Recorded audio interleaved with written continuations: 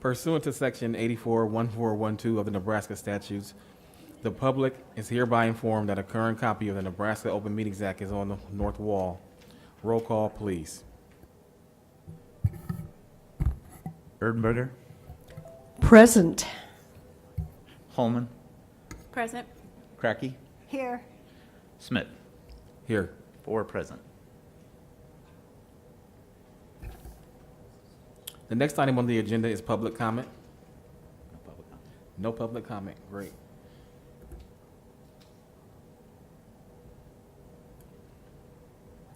We'll go to D1, informational items, D1A, American Civics Committee. Rationale. Curriculum, instruction, and support will provide the American Civics Committee with the information about upcoming social studies materials, adoption of the elementary and secondary education. Speakers, Lindsay Benny, and Carolyn Roby.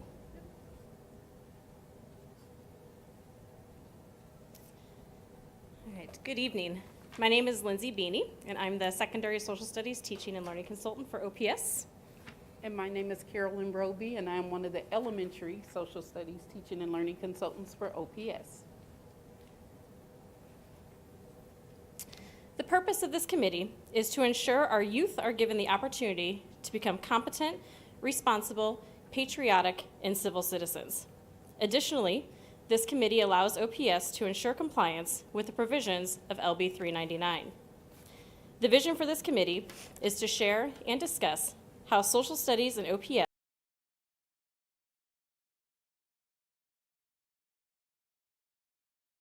and our world. To begin this evening, we'd like to provide you with a few social studies updates. Throughout the months of February and March, social studies teachers were provided with resources promoting and teaching Black History Month and Women's History Month. Our content standards embed multiple perspectives and diverse narratives throughout our social studies curriculum, but these resources provide opportunities to further include narratives and primary sources in our classrooms, highlighting contributions that inspired and created American culture and the rich history of advocacy for civic participation, inclusion, and equality.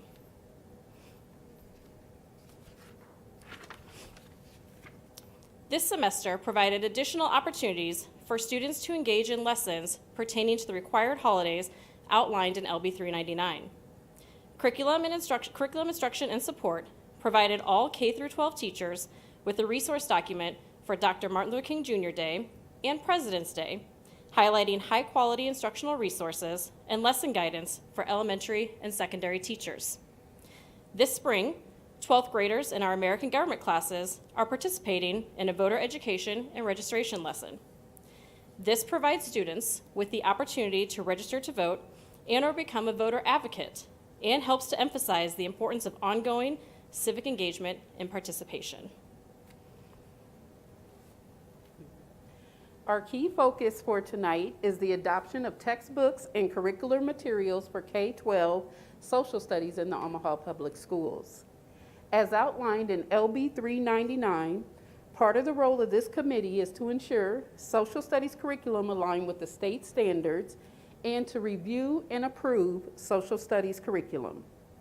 Our previous adoption occurred in 2004 for elementary and 2015 for secondary. At this time, we'd like to share an update with you on our adoption process. The elementary textbook adoption process began in February and will continue throughout the year. After materials were received in March, initial review of the products were conducted by representatives of the Omaha Public Schools, including teaching and learning consultants from elementary, secondary, special education, English learners, and dual language. The instructional materials review rubric from Nebraska Department of Education has been utilized during the initial review process. In conjunction with the Nebraska State Standards, Social Studies Standards, and bias review resources. As we proceed with the textbook adoption process for elementary social studies, our next steps this spring and summer include conduct a diversity review of the materials, narrow down to 2 products to field test and notify the firm selected, create a field testing schedule, convene an advisory committee review, select field test teachers with the goal of having 1 teacher per school, provide teachers a timeline and information for fall field testing, host a publisher-led presentation for teachers of the final 2 products. In the fall, we will start field testing in schools and host community review meetings.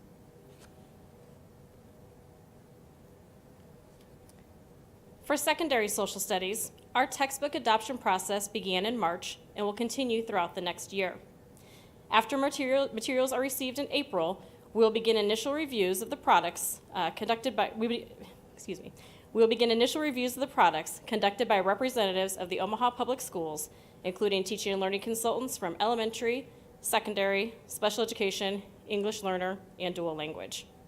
As with elementary, the Social Studies Instructional Materials Review rubric from the Nebraska Department of Education will be utilized during the initial review process in conjunction with the Nebraska Social Studies Standards and Bias Review resources. As we proceed with the textbook adoption process for secondary social studies, our next steps include begin initial reviews of materials received, conduct diversity reviews of the materials, convene an advisory committee, provide time for teachers to review materials at August curriculum days, narrow down products for field testing after curriculum day, and select field test teachers for second and third quarters of the 2022-23 school year. As we move into fall and winter, we'll also host publisher-led presentations for teachers for the products that are selected for field testing, create field testing schedules, begin our field testing, and host community review meetings. For our students, adopting and providing high-quality, standards-aligned materials, along with engaging them through inquiry-based, best instructional practices, supports our students in attaining attributes of our portrait of a graduate. Our students will further explore what it means to be civic and global contributors and critical thinkers, and through the inquiry process, enhance their skills as communicators, collaborators, and innovators. For our teachers, updated standards-aligned curriculum materials and professional development will allow our teachers to bring a portrait of graduate to life for their students. Collaboration throughout and after the adoption process promotes professional learning to achieve instructional goals. Implementation of adopted materials bring a renewed sense of innovation as teachers generate, invest in, and share ideas and solutions. An ongoing communication opens the doors for teachers to share, learn, and grow with not just what they are teaching, but how they are teaching, to engage all students in higher level critical thinking. For our community, LB 399 in the American Civics Committee meeting allows for continued transparency with the textbook adoption process, ensuring that community voice is represented in the curriculum materials used within OPS Social Studies, Our standards-aligned curricular materials will be representative of our students, our family, and the community in which we serve. This concludes our presentation. We look forward to meeting with you again to update and share the ongoing work as we engage students in understanding the past, connecting to the present, and engaging in the future. Thank you. Yes, ma'am. I have 2 questions. One is, can any teacher volunteer to be on it that wants to? Yes.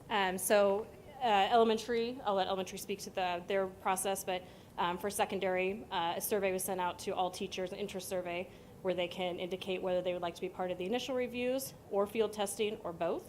And then again, our August curriculum day, we will have the opportunity for all teachers to review the materials at both middle school and high school curriculum days. I just would like to be on. As a teacher, I always volunteered for every committee that came along, and especially books. because that's what I like to do and know what I was doing. Then my second question is the legislature, according to where I believe, they passed the bill to do something about teaching about the Holocaust. And where will that be in our work? So when that bill, from my understanding, and I'm not the legislative expert on this, but from what I understand in conversations with our NDE social studies specialist, is that bill will then go into NDE to be looked at ways to be incorporated. From what it sounds like, it could be a actual standard, so it may be an adapted a standard that gets brought in to the actual Nebraska social studies standards, or it could be one that is utilized, brought in another way, but that our NDE specialists will provide that information. It's my thinking the way that it was talked about, that it would be coming into our curriculum. And I think that's just great. I mean, I really do. It's another, when we're talking about diversity and heritage and everything else, I think that's really a good thing to do. I can't wait for that to happen. I've been following that here as well as all of the things on TV that are just dreadful. And, you know, there's a lot going on. But thank you for your presentation, and I'm anxious to look at the books. Thank you. Thank you. Thank you so much for the presentation. So I don't have a question, just a comment. I cannot tell you how thoroughly excited I am that finally we're getting some new social studies curriculum, because I was on the last textbook committee for 4th grade for that Green Nebraska book. Yeah. That I piloted into my classroom. And so I'm super excited to see what we'll end up getting for our students and for our teachers, and I think this is just amazing. So thank you so much. Thank you. You're welcome. I did have a couple of questions. One of your slides in each of your presentations said that teaching and learning consultants, in addition to elementary and secondary teachers, would be looking at these. First of all, both slides said elementary and secondary. My question is, was that a typo, or do you in fact have elementary teachers looking at the secondary books and vice versa? So for elementary, we're in the process now reviewing, and we did have secondary consultants look at our work. Okay. And we'll be in the same boat for secondary, so we'll be inviting some elementary, because we have a little bit of crossover at some of our schools still. So we'll have elementary consultants also looking at the Okay, work. no, that's great. It made sense, but I wanted to see if that's what was really happening or not. What is I'm sure I'm supposed to know what a teaching and learning consultant is, but I don't. I apologize. So that's what we are. Oh, that's so you guys. Yes. So it was but prior to the title change, it was your supervisor. So your social studies supervisor, your math supervisor. Old school. Got it. Oh, Thank you. so you're those guys. for those guys. The one that lives on the hill, I believe, in the Catlin area, Oak Valley area, yes. About 6 months ago, I believe, we had a presentation to us by the science department about having, and I can't remember if it was elementary and secondary. I'm sort of looking at our ladies over there.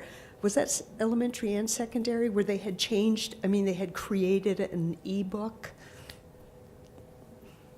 That was, excuse me, that was an adoption for our middle school science. Middle school That was science. what they ended up going with, an open ed resource, yes.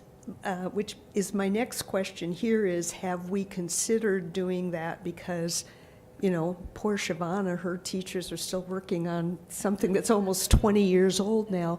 And on the theory that things change pretty rapidly, the example they gave is, if Pluto turns back into a planet, they can add it by tomorrow morning.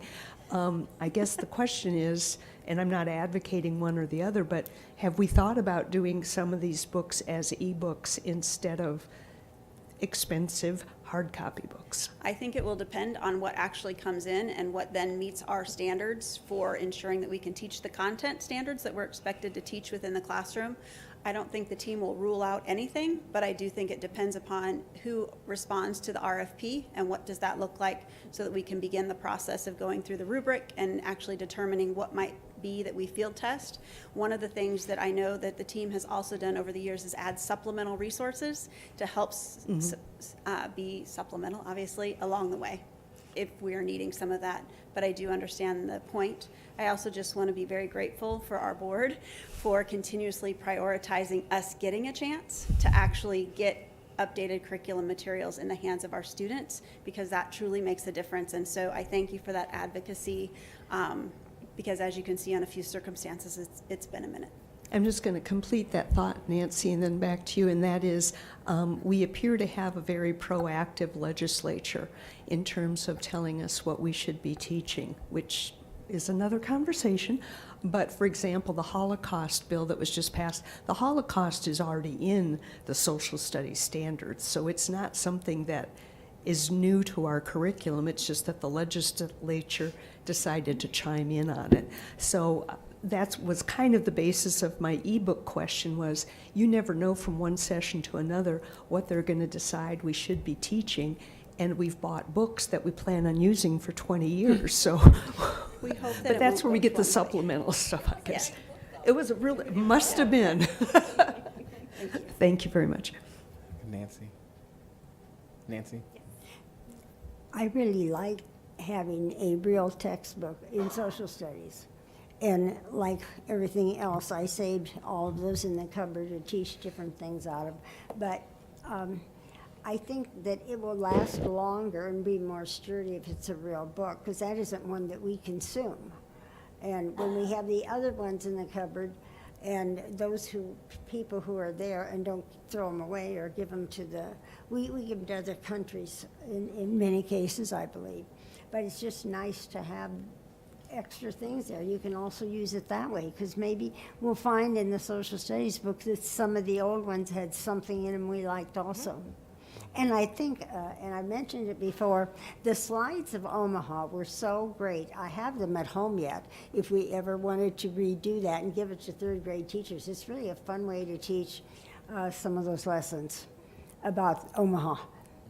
So, I mean, Shabana's kind of laughing at me and my old stuff, but I still have those, and they're still usable. It's amazing that It you was still the have all those beginning of things. Omaha and all the people and the first schoolhouse and the lady that did it and all of that. So, I mean, I'd love for us to do that. The children are so attentive when that was on. It was really a fun thing to do. Thank you. Thank you. Anything else? No? All good? Yep, Thank you. definitely. And I just want to say thank you as a chair. I heard a lot of good words that I was looking for: content standards, inspired, inclusion, equity, the diversity reviews, the advisory committees, those kind of things to keep parents involved, educators involved, and the community involved. I think it's really, really amazing work, and I appreciate everything you guys have done to pull everybody together. Thank you. Appreciate that. Nothing else? Okay. But fun to see supervisors here. I love it when you're here. You don't know what we're going to ask you. Do we have to move to adjourn? All right. Meeting is adjourned. Let the record reflect that the American Civics Committee adjourned at 5:49 p.m.